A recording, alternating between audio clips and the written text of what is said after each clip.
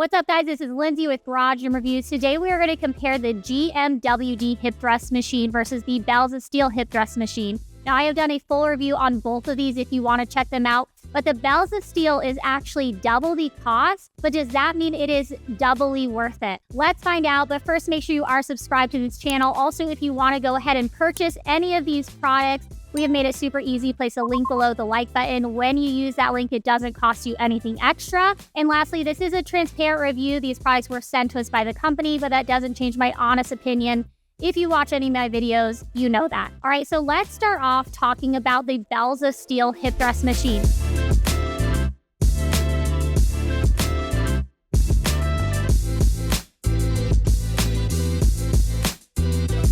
Now, this is the V1 version that we are going to show you in the B-roll behind me. However, they have updated a lot of features about the V1, now coming out with the V2. The V2 is now currently on pre-order. It does ship May 5th. The couple of changes that they have made, I think, are vast improvements. However, it hasn't changed the overall cost. It is still that $1,199, which I think is phenomenal. Now, a couple of the things that they have changed. One is a huge call out that I made in my first video. Now, on the V1, the weight capacity was listed at $400. I called that out. I said, when we are comparing this to other hip thrust machines, this is not a high weight capacity. I am glad to see that they have improved it. It is now a 600-pound weight capacity. Another feature that they have added is that they've gone ahead and added extra padding on the belt. This was something that I definitely noticed while using it the first time. However, now they have added extra padding. I haven't tested it out yet, but I am excited to see how that feels while I'm using it. Again, another feature they have implemented now is they've actually added a landmine attachment.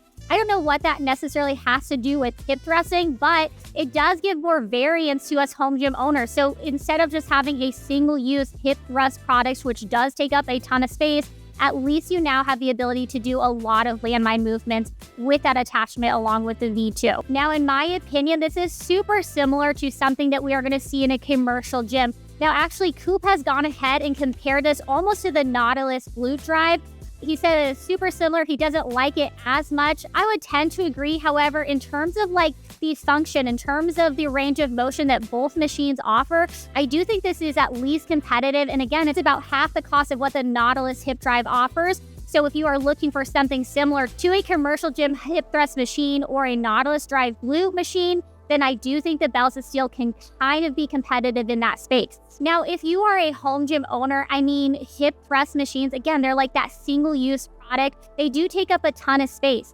The measurements on the Bells of Steel are 63 inches in length, 71 inches wide, and then 35 inches high. Another thing to call out about the Bells of Steel is that it's not easily moved. So like you basically have to have a set space in order to really use this. This is not something you're going to be wanting to move around a lot. It doesn't have any sort of wheels. It doesn't even have good handlebars to be able to move it. It's just kind of cumbersome. Because it takes up such a big amount of space, I would say like make sure you are somebody who does a lot of hip thrusts if you are going to buy this machine. Now, a couple things that I do love about the functionality of this machine is one, the elevated weight horn. So instead of them being low to the ground, and especially when you think about a typical barbell hip thrust setup, like you are definitely kind of maneuvering those weights onto the sleeves. Sometimes it just makes it really annoying when you're loading up a lot of weight. The fact that these are elevated makes it really easy to unload and then load the weight to the sleeves. The second thing I love about this is the pivoting pad on the back. Whenever I'm using it, I feel like I get a really great range of motion because of that pivoting pad function. I used it, again, the V1, it's going to be very similar on this V2, but you basically get that deep stretch at the bottom and then that full extension and range of motion at the top. This also comes with a very large foot plate. One thing I do wish is that it had some sort of adjustability in terms of its angles. This is a set angle. It's not the biggest deterrent, but it is something that I like to mention because we do see with other hip thrust machines, you can go ahead and adjust the angle of the foot plate. But whether you want a narrow stance or a wide stance, I think this can accommodate a lot of different users. The foot plate on this measures 31.75 inches by 18.75 inches. So really allowing a lot of people to be able to use this. Last thing I want to say about this is the foot plate is textured. There was no sort of issues. There was no sort of worry when I was using that my feet would go ahead and slip out from under me or anything like that because of the textured surface.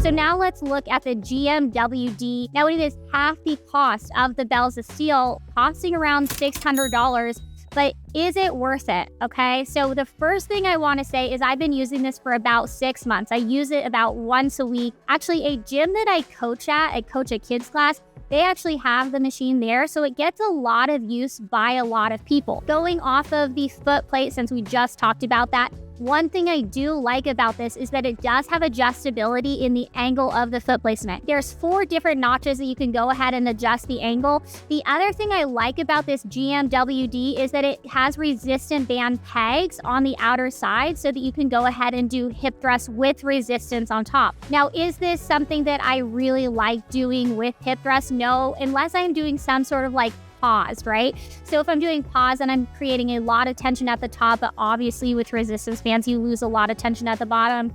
I do like at least that they have that as an option for you to be able to use if you want. One thing I don't like about it is that with the bells of steel, you have that pivoting pad on the back, a lot of great support. With this GMWD, you do not have that. There's no sort of like pivoting function. I don't really like it. However, it is really padded. It is very comfortable to use. I just feel like I'm not getting as great of range of motion opposed to when I'm using the bells of steel pivoting pad. Now, on their website, this has been given 5 stars out of 77 reviewers. I don't know if I agree with that. I would probably give it closer to 4 stars, giving its price point. So just keeping that in mind. For a $600 machine, I do think that it has those 4 stars. I think that is a worthy point system.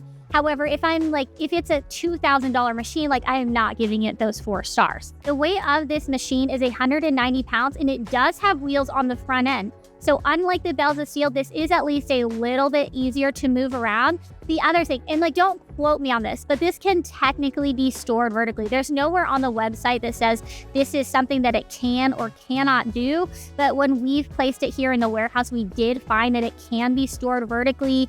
If you have small kids, if you have small pets, this is not something I would do. But maybe if you live alone, you have your own garage gym, your own space, and just need to be able to move it out of the way, I think you do have at least the ability to be able to store it vertically. Now, in terms of the weight horns, okay, this machine says that it can go up to 800 pounds. I just don't see how that is possible because the weight horns are 8 inches long. It's actually really hard to load up that amount of weight with bumper plates. So unless you have Watson plates or even Ken Sui calibrated plates that are really thin, I don't see how you're going to get to that weight capacity using this GMWD. In terms of the warranty for this GMWD, I do feel like it beats out bells of steel. It comes with a lifetime warranty on the frame, and then also covers all parts for at least 6 months.